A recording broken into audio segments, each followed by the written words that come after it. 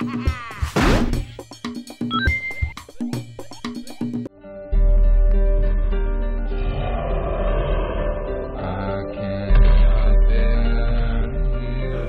so one of the things we want to talk about in the beta is just basically what modes we're going to provide. So right now we've got about 6 modes that we're shipping in the game, and what we wanted to do is bring 3 of our newest modes into the beta. Part of it was we wanted to get feedback on it, and the other part is we just wanted the players to get to see what kind of the new things we're bringing. I think the coolest thing that we really like is Team Deathmatch, where Cliff likes to talk about, we had a Team Deathmatch since the little tournament. And this is sort of taking Team Deathmatch and we're bringing that sort of we're Gearsifying it the way that we sort of did, with Wingman. We brought our own sort of flavor to it. And really what it is, because the thing we love about Gears of War multiplayer gameplay is like in Warzone or Execution, you always had that, because it was elimination, you always get down to that 1-on-3 where you came back and fought for the win, or you're hunting that one guy down, there's lots of drama. It's not just waiting for the number 50 to hit and the match is over, you're actually having this fight to the finish. And so we changed the rules of Team Deathmatch for us, where you basically start off, each team gets 15 respawns, you start playing through that, but then when you get down to your last 5 lives, that's it. And so you can actually get whittled down to where now it's 4-on-1, and can you come back, and you have that drama, and then that's over, you start a new round. And so it's actually round-based, it's not score-based, but it has all the, I just want to shoot people type of feel of Team Deathmatch, but it has that drama of Gears of War. Yeah, a lot of regular Team Deathmatches usually end with a whimper. You're like, wait, we hit 30? Oh, cool, I guess we're over. And this is a really great blend of the classic Warzone or Counter-Strike last man standing with the kind of regular mixer that you're used to seeing with most shooters. And one of the things we've been doing in terms of making the gameplay even better is we've changed the controls a little bit. So when you come to Gears of War 3 with Gears of War 2 mindset, you're going to realize some controls have changed. A couple of things we've tried to go into is looked at is the difference between tapping and holding. We want to make sure that people we wanted the player to give their intent really clearly about what it is they want to do. Because a lot of times people would have issues when they're trying to pick somebody up, they would roll, or they would try to revive a person and they pick up a weapon instead, and those sorts of things, and we wanted to clarify that. So one of the things you'll see tonight, it takes a little while to get used to, but once you're used to it, it's awesome. There's this notion of if you tap X, it means like, as it is in the campaign, it's just used. You'll basically pick up a buddy, or it'll take a meat shield. Yeah, and so, but if you want to pick up a gun, you just hold it for just the slightest bit longer. You'll see the little circle go around the X to tell you that you're holding it, and that tells the game that I actually want to pick this thing up. So that way you don't have to worry about, oh, I want to revive you, no, I grabbed a shotgun by mistake. And the same is true for what we did with the Y button. So when you want to do executions tonight, if you tap Y, that's a curb stomp, family favorite.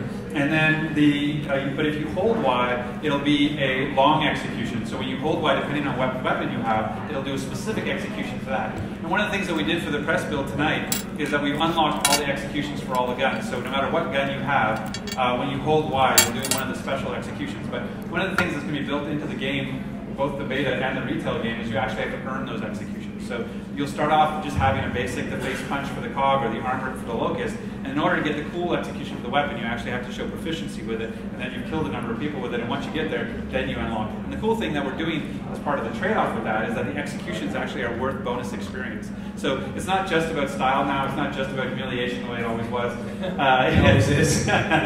It's about actually getting more experience. So the fact is, if you finish a person with style, if you're willing to put yourself out there, and I'm going to do this long arm rip, and I'm going to punch, punch, punch, or whatever, you're going to get bonus experience for doing that. Same thing with the bayonet charge. This is risk reward game design. So you see, if I get down and nobody's around, I'm like, all right, you're not going anywhere. I'm going to do the long execution on you and farm you for points, which turned out to be really fun. So King of the Hill is basically what we looked at.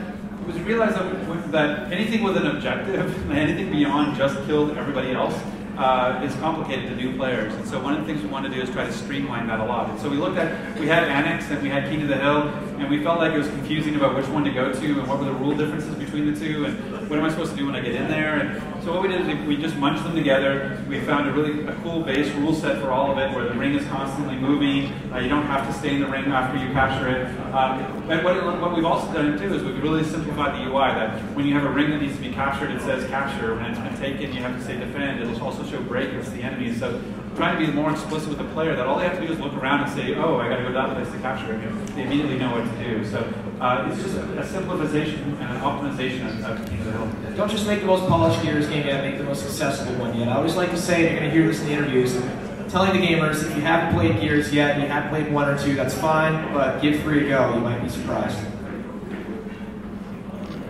Capture the Leader's a fun one. On the COG side, you have Chairman Prescott. And on the Locust side, you have Queen Mira. And the goal is to find that leader and to down them, pick them up as a meat shield, and hang on to them for a predetermined amount of time that counts down. You don't have to take them to a previous location as you normally do in VIP-based game types. You just have to hang on to them. Something else to keep in mind about this game type, as well as other meat shields in general, as well as heavies.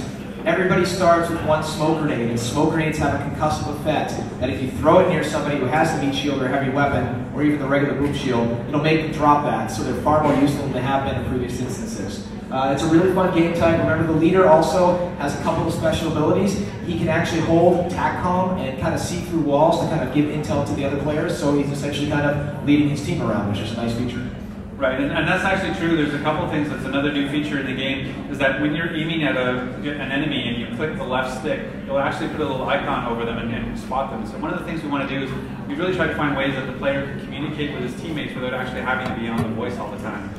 So one of the things we want to do is have this sort of spotting mechanism, and we also reward, like if a guy gets killed while he's being spotted, you get experience for doing that. But yeah, I mean, the Guardian, or the leaders can see through the walls. They still have this call out, you can't spot through walls, but what it's cool is it's really the combination of what we call meat flag. In fact, Epic and Microsoft made us change the submission for politically correct reasons. But meat flag meets Guardian is really what capture the leader is. And basically, you have to have your leader free when you capture the enemy leader. So when you're playing tonight, you'll see that little stalemate icon come up, and both leaders are captured by the opposing team. So one leader has to be free to win. Just like CTF.